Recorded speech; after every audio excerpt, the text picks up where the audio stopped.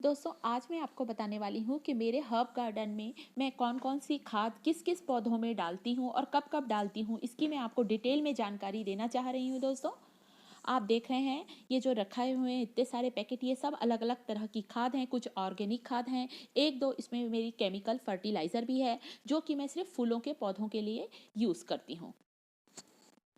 ये सभी पौधे आपको दिख रहे हैं दोस्तों, इसमें मैंने बहुत तरह तरह की सब्जियां उगाई हैं। कुछ सब्जियां मैंने पानी में उगाना भी बताया है। तो आज की मेरे हब गार्डन की स्पेशलिटी है हाइड्रोपोनिक मेथड। जी हाँ दोस्तों, मैं ये बताना चाहती हूँ कि पानी में हम किन किन सब्जियों को उगा सकते हैं। ये है मेरी चने की भाजी, जिसे मैंने सिर्फ पानी में ग्रो करना बताया है। ठंड के मौसम में चने की भाजी बहुत ही आसानी से लग जाती है और बहुत ही फायदेमंद रहती है। तो मैं घर पर ही इस तरह से चने की भाजी उगाती हूँ। इसका वीडियो मैंने आपके साथ अपने दूसरे चैनल टिप्स थिएटर में शेयर किया है। तो इसकी केयर हमें कैसे करना है दोस्तों, इस बर्तन में आप जो पानी देख रहे हैं इसे हमें 2 से 3 दिन में बदलना है। पूरे बर्तन के ऊपर तक पानी नहीं भरना है, इतना पानी भरना है कि इसकी जो जड़ें हैं वो पानी में डूबी रहें। तो हमारी चने की भाजी बहुत अच्छी तरह से ग्रो होती है। डायरेक्ट सनलाइट में रखना है। इस छेद वाली प्लेट में आप देख रहे हैं मैंने लगाई है वीट ग्रास। गेहूं को अंकुरित करके मैंने इस प्लेट में डाला था दोस्तों, और ये भी मेरी वीट ग्रास अच्छे से बढ़ रही है। इस छोटे डब्बे में मैंने लगाया है सरसों की भाजी। और चौथी भाजी जिसे हम पानी में उगा सकते हैं वो है मेथी की भाजी। मेथी की भाजी की भी आप जड़ें देख रहे हैं खूब अच्छी तरह से बढ़ गई हैं। और इस तरह यहाँ पे रखी हुई है तरह तरह की खाद, तरह तरह के केमिकल फर्टिलाइज़र। केमिकल फर्टिलाइज़र तो सिर्फ मैं फूलों में यूज़ करती हूँ। ये है नीम की खली, जो कि कीटनाशक का भी काम करती है। कभी मेरे पौधों में कीड़े भी लग जाते हैं तो नीम की खली दोनों काम करती है, न्यूट्रिशन का भी काम करती है और पौधों को कीड़े से लगने से भी बचाती है। ये गुलाब के पौधों के लिए स्पेशल खाद आती है दोस्तों, जिससे कि हमारे छोटे से गुलाब के पौधों में ढेर सारे फूल आते हैं और ढेर सारी कलियां आती हैं। ये मेरे हाथ में आप देख रहे हैं, ये है एनपीके केमिकल फर्टिलाइज़र है, जिसे कि हमें सिर्फ फूलों के पौधों में यूज़ करना है। किसी भी खाने वाली सब्जियों में हमें इनको यूज़ नहीं करना है। तो ये लिया है मैंने, 1 बड़े चम्मच एनपीके लिया है। इसे डालने का तरीका बता रही हूँ। कुछ दाने भी हम डाल सकते हैं, परंतु यदि हम पानी में डाइल्यूट करके डालें तब तो ये बहुत ही ज़्यादा असरदार होती है। इस तरह से मैं इसका लिक्विड फर्टिलाइज़र बना रही हूँ। एक बॉटल में मैंने पानी लिया है और एनपीके डाल के छोड़ दिया है अभी। ये है मेरे गुलाब का पौधा।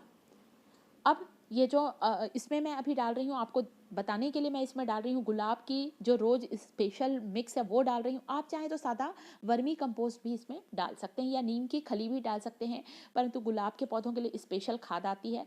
तो दोस्तों मैं क्या करती हूँ अपने हर्ब गार्डन में ऑर्गेनिक खाद किस तरह से बनाती हूँ। मैंने 2 बड़े चम्मच लिया है मैंने नीम की खली, 2 बड़े चम्मच मैंने लिया है यहाँ पर वर्मी कंपोस्ट, और ये पैकेट जो मैं कर रही हूँ वो है हमारा सरसों की खली। दोस्तों सरसों की खली इस तरह से पाउडर फॉर्म में भी आती है और मस्टर्ड केक के नाम से भी आती है, परंतु उसे हमें तोड़ना पड़ता है, इसलिए मैं इस पाउडर फॉर्म में लेती हूँ। ये है सरसों की खली।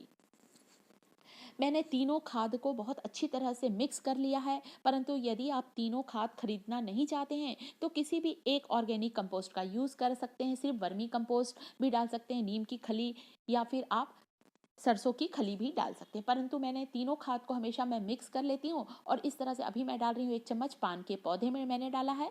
पान के पौधों की बहुत ज़्यादा हमें केयर करनी पड़ती है। ये इस बास्केट में मैंने पॉलीथीन बिछाकर लगाया था टमाटर के पौधे, जो कि इतने बड़े हो चुके हैं। इस टमाटर के पौधों को मैंने अपने किचन में पाए जाने वाले जो टमाटर होते हैं जिन्हें हम रोज़ खाते हैं, उन्हीं टमाटर की स्लाइस काट कर लगाया था। इस गमले में मैंने लगाया था गेंदे के छोटे छोटे से पौधे लगाए हैं दोस्तों, परंतु इसको भी मैंने सूखे फूलों से लगाया था। जो हमारे सूखे फूलों की माला होती है उन्हीं फूलों को मैंने हल्का सा क्रश करके इस गमले में डाल दिया था, वो इतने बड़े हो गए हैं। और कुछ टमाटर को मैंने टमाटर के बीजों से भी लगाया था। हाइब्रिड सीड्स भी आते हैं दोस्तों, इससे हमारे टमाटर के पौधे बहुत ही जल्दी बड़े होते हैं। तो इसमें भी मैंने तीनों खाद का जो मिक्सचर तैयार किया है वो डाल रही हूँ। और ये है मेरे हरा धनिया के पौधे, जो कि मैंने एक सादी प्लास्टिक की ट्रे में लगाया। आप देख रहे हैं कितने अच्छे हरे धनिया के दाने आने लगे हैं, हरे हरे, जो कि सिर्फ अभी ठंड के मौसम में ही आते हैं और बहुत ही खुशबूदार है ये धनिया दोस्तों। आप इसकी 2 पत्ती भी सब्जियों में डाल दें, पूरी सब्जी हमारी खुशबू से भर जाती है। तो तीनों खाद का जो मैंने मिक्सचर बनाया वो इसमें डाल रही हूँ। इस पॉलीथीन बैग में मैंने लगाए हैं पालक। आप मेरे पालक के पत्ते देख रहे हैं दोस्तों कितने बड़े बड़े हो गए हैं। इसे लगे हुए सिर्फ 15 दिन हुए हैं। जब हमारी मर्जी है हम इसके 2 पत्ते तोड़ लेते हैं और कभी सलाद में डाल लेते हैं या कभी रायते में बारीक काट के मैं डाल देती हूँ।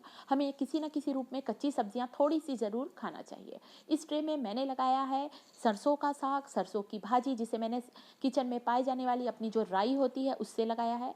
और कुछ फूलों के पौधे भी लगाए हैं दोस्तों। छोटा सा पौधा है, आप मेरा देख रहे होंगे, जो कि पूरा फूलों से भर गया है। समय समय पर हम इसकी सूखी पत्तियां निकालना ना भूलें, सूखे फूल तोड़ना ना भूलें।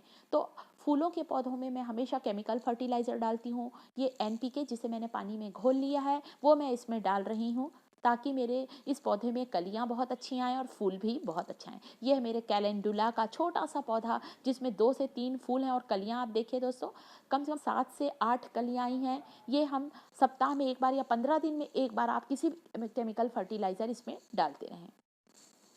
परंतु खाने वाली सब्जियों में कभी भी केमिकल फर्टिलाइज़र का यूज़ ना करें, क्योंकि हम ऑर्गेनिक सब्जियां घर पर उगा रहे हैं। फूल के पौधे अभी ठंड में बहुत आसानी से लगते हैं, इसलिए मैंने लगाया है। ये गुलदाउदी का पौधा है मेरा। ये आप देख रहे हैं मेरे यहाँ का मैरीगोल्ड का पौधा, जो कि पूरी तरह से सूख चुका है। बहुत सारी इसमें फंगस लग गई हैं, मिली बग्स भी लग गए हैं। तो इसकी केयर के लिए मैं क्या करती हूँ दोस्तों, ये नीम ऑयल आप देख रहे हैं मेरे हाथ में, नीम ऑयल की बॉटल, जिसे मैंने एक मेडिकल स्टोर से लेकर आई हूँ मैं। 2 ढक्कन नीम ऑयल लूँगी मैं। इस स्प्रे की बॉटल में मैंने 2 ढक्कन नीम ऑयल डाला है और 1 लीटर के करीब मैंने पानी डाला है, और खूब अच्छी तरह से हम इसे शेक कर लें। और इस पौधे में हम चारों तरफ स्प्रे करेंगे, तो इसमें जो कीड़े लगे हैं वो कीड़े भी इसमें जल्दी ही ख़त्म हो जाएंगे। और इस तरह से हमें समय समय पर अपने पौधों की केयर करनी पड़ती है। कुछ मैंने ठंड में उगाए जाने वाली 5 हरी सब्जियों का वीडियो भी आपके साथ शेयर करने वाली हूँ। स्पेशल सब्जियां हैं दोस्तों, आप देख रहे हो। इन सभी सब्जियों को मैंने मिट्टी के ऊपर लगाया है। मिट्टी के ऊपर भी मैंने बास्केट रखी, पॉलीथीन बिछाई है और मिट्टी डाली है। ये है मेरे सरसों की भाजी का बास्केट, आप देख रहे हैं। ये सब वीडियो अभी मेरा प्रोसेसिंग पे है। तो दोस्तों, इस तरह से समय समय पर मैं अपने हर्ब गार्डन को फर्टिलाइज करती रहती हूँ, ऑर्गेनिक कंपोस्ट डालकर। तो दोस्तों, आप भी अपना हर्ब गार्डन तैयार कीजिए। मैंने एक छोटी सी जगह पर इसे तैयार किया है और ग्रीन नेट भी लगाया है, ताकि ठंड से इसका बचाव हो सके। तो दोस्तों, ये है मेरा प्यारा हर्ब गार्डन।